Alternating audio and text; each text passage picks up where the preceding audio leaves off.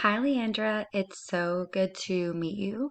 And I'm really glad I get to help you work on this area of need. I really liked hearing about your classroom. I've not taught at the middle school level, so this was a little new for me. So hopefully, all of this helps you. So from what I understand, your teaching need was a group of students who were struggling with argumentative writing, and you think that specifically it could be their area of motivation, lack of motivation for writing. So I've got a couple instructional ideas for you that I'll go through. Um, so the first one I had was for motivation. So some suggestions for how to better motivate those students would be to have them choose their argument or choose from a variety of arguments that are meaningful to them. I'm not quite sure how the original lesson was set up, but having them choose an argument that is meaningful to them um, will be a lot more engaging, as well as setting a clear, realistic, and meaningful purpose to their writing. It will provide a natural motivation for students. So, um, being very clear with those students, especially those ones who struggled on the first round, um, being very clear with those students about what their purpose of writing is. And then if that purpose of writing just does not work for them, changing it and giving them a purpose that is meaningful to them. Every student has something is different, so their how they think about their writing is going to be different. So setting a different purpose for those kids might be beneficial. Um, and then the writing process. In a previous class that I had, it was a writing course. Um, I remembered reading an article that was extremely helpful for me, and I put it down in the additional resources for you. Um, but it talked a lot about the pre-writing activities and how incorporating strong pre-writing activities into your writing instruction can really engage those students who are struggling. So, providing those meaningful activities during the pre-writing stage, it allows students to put more energy into their stance. So, giving them more of a purpose and a meaning behind it. And then they start to value their evidence more because they're having to do it in real life. Um, because they're doing something that's meaningful. There's a couple of really good activities, engaging activities that are in the article. So I went ahead and I linked it for you. You can find it on EBSCOhost 2. So I went ahead and cited it, but it's got a couple of cool activities like dinner party and debate. They're just different ways to set up a debate. And so kids are really getting that speaking and listening in, which could be hindering them from moving forward with the writing. If they can practice it with speaking and listening, it's going to be so much easier for them to write it. I do this with my EL students all the time, and I know that you mentioned that you don't have any from what I understand, but this is good for any kids who are really having a hard time transitioning words from their thinking onto the paper. So those are some really cool activities that you could check out. And then I know that you specifically asked me for small group, things that you can do in 20-minute small groups. So these are just a couple of suggestions that I think could be really beneficial for you during that time, because that time is so important and it's so valuable. Um, One is just teacher-led modeling and instruction. So reteaching with heavy modeling and instruction with multiple mentor texts. Um, Even having the students do close reading with those mentor texts. Um, I read another great article about how you can use mentor texts for students to close read and they start to think as that type of writer. So maybe letting them explore those mentor texts closely during that time and really talking about that type of writing might help them understand something they were missing.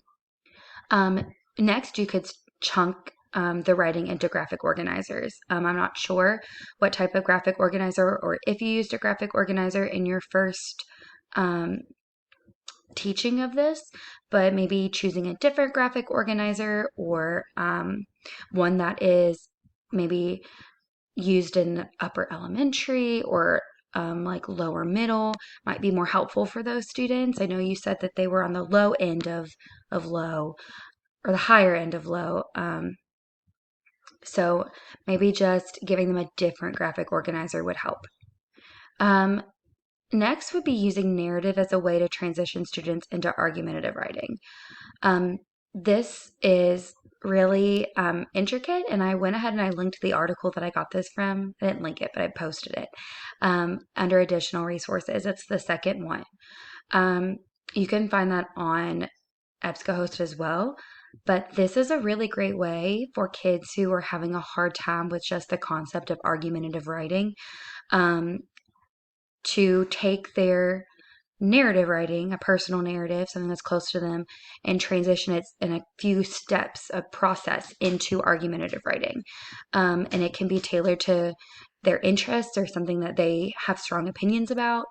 And it's really a great way to get students who maybe aren't motivated to write an argument into being motivated, because a lot of students have a much easier time with narrative. So if you show them that they can take narrative, something that they can do and something they're good at, something they've learned in the past, and transition it into argumentative writing, it can really be beneficial for them. So check out that article if you want to know more about that. But it's really cool. It's a really cool process. I've done it with my own students who were really struggling, and it was really helpful.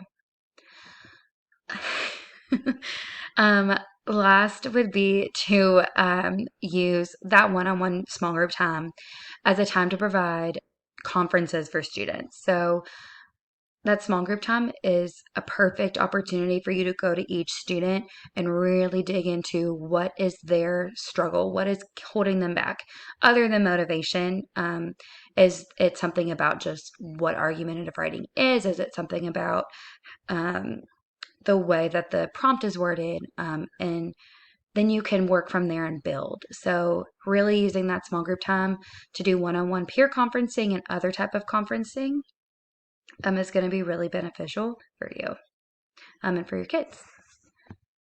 So I went ahead and I'll go through these additional resources. The first one is the article I talked about up at the beginning, where it talked about different meaningful activities you can do in the pre-writing process. It honestly takes you through the whole writing process about how they can develop meaningful arguments. And then the next one is the narrative to expository or persuasive writing. And then the third one is argumentative writing games.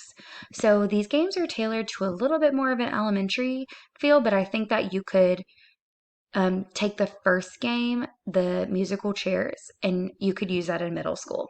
It has students in two circles, inside circle, outside circle, and you play musical chairs. And when they find a chair, they either have to practice giving the argument for, or the argument against, or maybe a different argument if you're not doing a for or against type of activity. But this just gives more students more practice with that speaking and listening, which will really help transition them into writing. And then last is the National Council for Teachers.